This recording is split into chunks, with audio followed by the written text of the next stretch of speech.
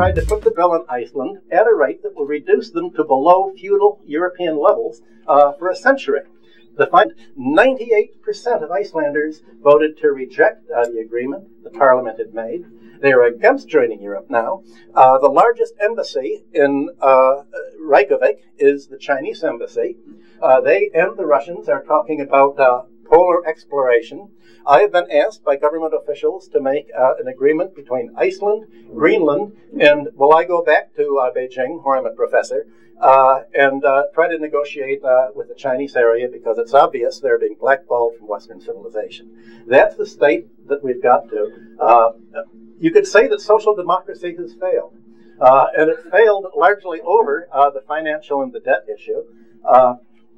I've talked about that in my Counterpunch articles. I talk about it on Suzi's show, and I write about it. I don't have more time here, but basically, that's the summary. The only way that I'll tie it up is saying, imagine if when President Obama came in a year ago, he would have, instead of saying we're going to keep all the debts in place, instead of creating $13 trillion of new government debt to pay Citibank, and AIG and the other large interests, he'd say we're taking over the banks because they're insolvent, and now that we've taken over the banks, we're not going to use the bank revenues to pay the congressmen to pass laws that deregulate essentially the economy, that prevent the creation of a consumer financial products agency.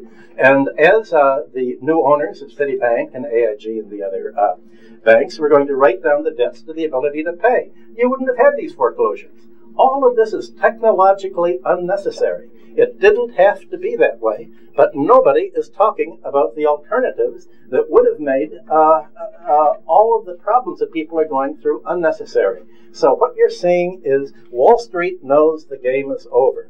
They know the debts can't be paid, and when the debts can't be paid, what do? You have a grab bag, you take the money and run. That essentially is what's happening throughout the world today, not only in the U.S. economy, but in the European economy, in the post-Soviet economies. And this is going to be what determines the electoral and political future for the next generation, at least. Thank you. Thank you. Mr. Griffin. Okay, I'll take. Okay, so I think we'll ask Jack to go next, and then we'll have Leah go third, and Jack's talk is going to be on epic recession, and what are we going to do about it? I'll be roving. Do we have all the audio okay, Gilbert? Audio good. Okay. Well, if you read what's going on today, most of the accounts are what I call pop econo journalism. What happened to Lehman Brothers, what Bear Stearns, all the accounting gimmicks of Bear Stearns, and so forth. A very descriptive narrative of the present. Nothing about how we really got here, other than going back to subprimes maybe a few years, which is just a late manifestation of the crisis that really goes back several decades. And then you got on the other side, you got economists who are using these models that simply don't work.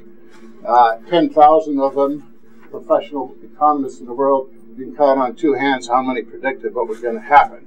Right? Their models are totally defunct and totally useless when it comes to trying to understand what's going on. I tried to address this in my book, Epic Recession, Prelude to Global Depression.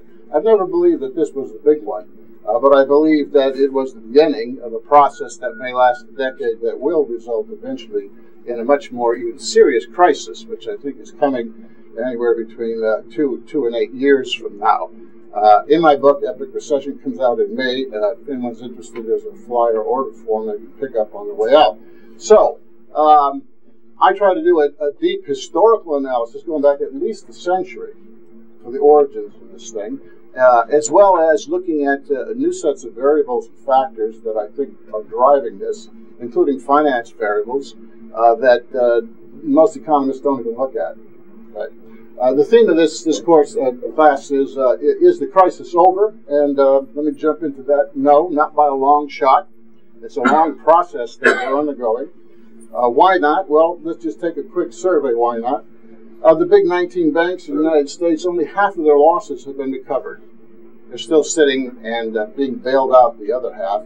The government has taken most of those losses onto its own balance sheet, and of course now we got a fiscal crisis partly due to that.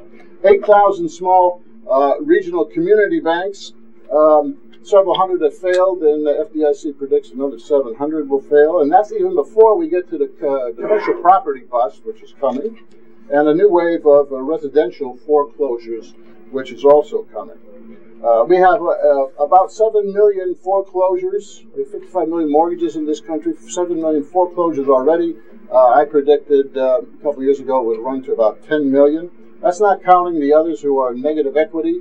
I think the number's even larger than Michael said. Negative equity predictions are 1/3 at least will be a negative equity. We have 25 million jobless, if you calculate it correctly, using U6, and even that, U6 unemployment rate, and even that is an underestimation. Most of the jobs that have been hired are not full-time jobs. They've been part-time, temp jobs, census workers, and some phony manipulations based on new business formation, which underestimates about 200,000 a month. So we're still running into hundreds of thousands of job losses every month. The banks aren't lending. All throughout last year, every month, bank lending declined to small, medium business in this country. That doesn't mean the banks aren't lending. They're just not lending in the U.S. to businesses in the U.S. They're doing what they call trading, which is a euphemism for speculation. They're lending to hedge funds and to equity firms and to all over the world, Chinese property, Brazilian currencies, and so forth. And it's that return to speculative investing on the part of the banks, which has enabled them to produce a partial recovery of their profits and a partial recovery of their losses. Also, of course, borrowing at 0% from the federal government, from the Fed. Actually, they're being paid, if you count the interest the Fed is paying on their reserves, they're being paid to take money for free from the Fed. Well, they're getting, 0% at least from the Fed, and they're investing in speculative ventures through hedge funds and others all around the world, and making double digits. And of course, they've been able to recoup their losses to some extent, only about half.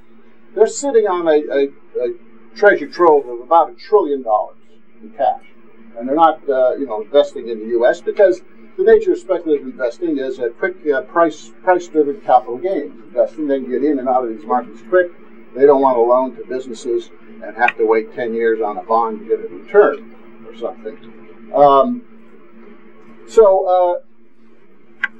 The other factor why bank profits have and bank stocks have risen since about a year ago had nothing to do with the ridiculous programs that the Obama administration came out with. The PIP, the TALF, and the handout to mortgage lenders.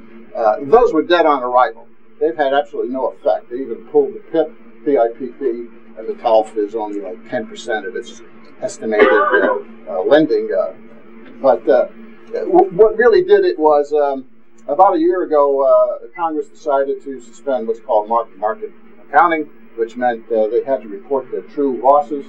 They had, remember the phony stress tests they went through? That was all part of the PR game. And it was right from that point that bank stocks began to rise and lending began to accelerate the speculative markets globally once again. Okay? The whole Obama strategy has been one that's really just put a floor under it and wait for the market to come back. There's been no attempt to create jobs, bail out the banks, $4 trillion for sure, the rest are guarantees, and hope that that will get credit going again. Of course, as we've seen, bank lending has continued to decline. Credit hasn't gotten going again. And even on the consumption side, the whole idea was to put a floor under the consumption collapse, all the people unemployed and everything.